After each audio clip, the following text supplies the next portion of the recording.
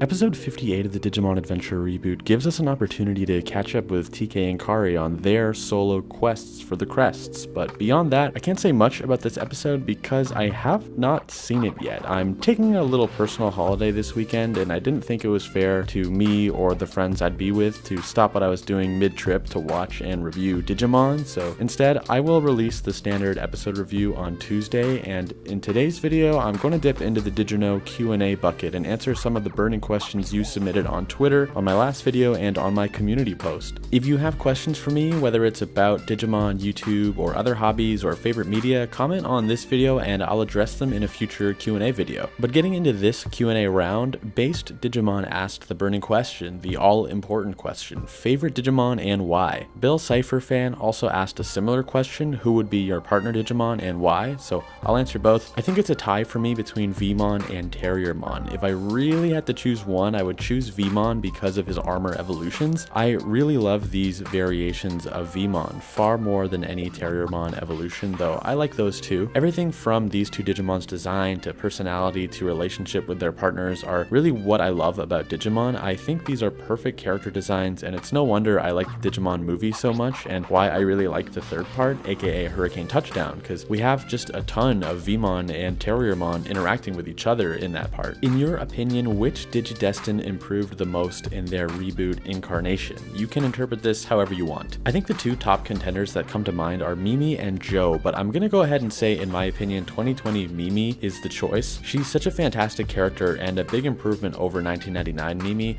just by tweaking her ever so slightly to be a really sweet kid from the very start, instead of the more bratty, kind of crybaby character from the start. Of course, you could argue 1999 Mimi had more of a transformative character arc based on where she started, but when I was a kid, Mimi just sort of annoyed me. That could have just been me being a dumb boy caring most about the boy characters, but the 2020 Mimi I've thought was incredible since her first episode, and all of her solo episodes are the best solo episodes in my opinion. Who is your least favorite Digidestined in Adventure and 02? I would say in 1999 it would probably be Joe, just because I would say I didn't quote-unquote get it with Joe back in the day. Now that I'm older and have gone through the trials and tribulations of school and know a few kids who had really intense family pressures to succeed and become doctors and stuff like that, I think he's this intensely relatable and important character looking at just the pressure of family, but at the time he didn't do much for me. And in 02, my least favorite is Cody, just because he had the least to do from what I remember. I thought his character design was pretty boring, like when he went into the digital world, that weird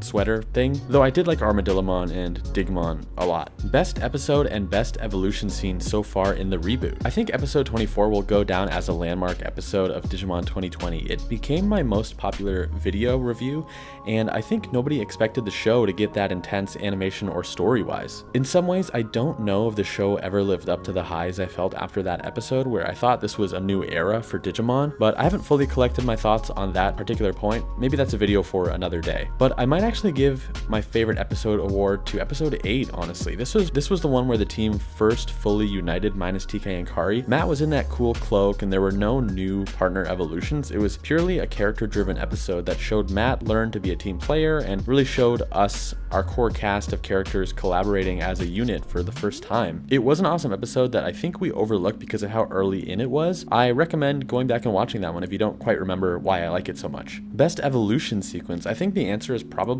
objectively the Metal Greymon or War Greymon ones, just because of how much love and also budget they put into the Omegamon Digivolutions. But Metal Greymon gets an extra shout out for that image we saw after he emerges from his first ever evolution. I should be showing it up on screen right now. That was terrifying and intense and just really great. But if you're asking for a favorite, not objectively the best, just a personal favorite evolution, I want to give it to the second Lilymon evolution animation we got in Mimi's second solo episode with Golemon and the workers in that mine. This was a weird one because we had already got Lilymon, so it wasn't a new Digimon debut, but we somehow got a new evolution animation for Lilymon and it still blows me away. Super cool stuff. What's your personal favorite Digivice? The 02 Digivice is probably my all-time favorite, just for nostalgia. I don't remember the 1999 Digivices even being available in Canada, but I could be wrong, but I didn't know any kids who had it. So the 02 Digivice was the first one I ever had, and I loved that game, and the design is just so rad. I love seeing it back and try for the characters who had them in 02. My second favorite is definitely the Tamers Digivice, but I must dock pocket points for a totally petty reason, which is for some reason the battery life on that one was horrible. I don't know if I just got a defective one or if anyone else can relate to this, but my Season 3 Digivice would die before I could even get my Terriermon to Mega, so I just never got to complete that game, and it left me bitter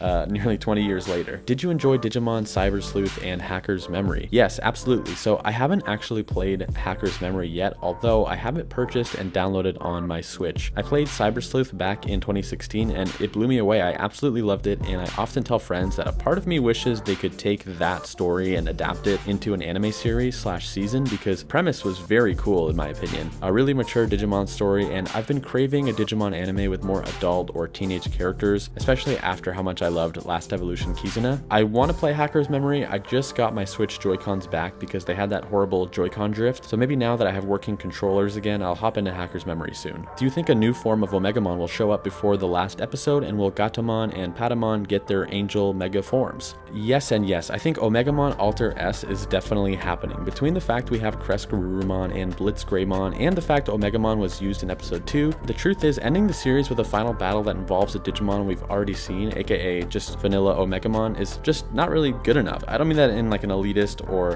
entitled way. I think the show writers know that. We'll see the base Omegamon, he probably won't be enough and will be broken up. Then in a last ditch effort, Agumon and Gabumon will call on their alternate Megas and eventually fuse a second time to Omegamon Alter S. As for the Angel Megas, they're definitely on their way. I mean, we saw them in the silhouette form a while ago when Lopmon was recalling the Holy War, and we've seen the Ophanimon statue as well as Black Seraphimon in the episode where we learned about Devimon's origins. Not to mention, we saw both of those angels in the newest credits outro. So how was that? I hope you enjoyed getting to know me a little bit more through this Q&A. Like I said, a new episode 58 video review will be coming, probably on Tuesday or Wednesday at the latest. If you haven't already, go check out this cool what if style video I did where I asked the question, what secondary partners would the Chosen Children have if Digimon was like Cyber Sleuth or like Pokemon where human kids get more than one Digimon partner? I should be linking to that up on screen right now. Until next time, thanks for watching. Don't spoil episode 58 for me in the comments, please, and I'll see you in the next video.